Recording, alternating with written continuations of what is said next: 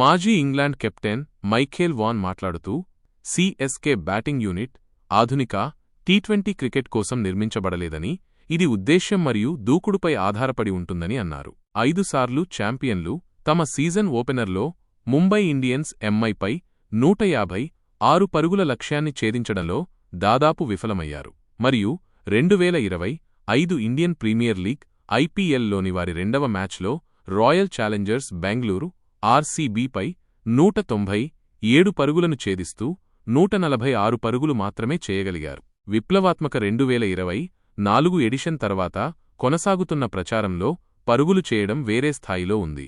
చాలా ఫ్రాంచైజీలు ప్రారంభం నుండి దూకుడుగా ఆడగలిగే పేలుడు బ్యాటింగ్ యూనిట్లను నిర్మించడానికి ప్రధాన మార్పులు చేశాయి.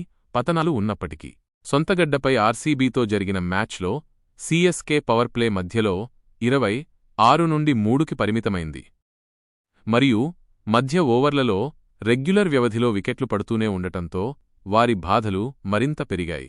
బ్యాటర్లు అవసరమైన రన్రేట్ను తట్టుకోలేకపోయారు మరియు చివరికి ఎంఎస్ ధోని 16 బంతుల్లో 30 పరుగులు చేసి 140 పరుగుల మార్కును దాటే వరకు జట్టు 99 నుండి 7కి పరిమితమైంది.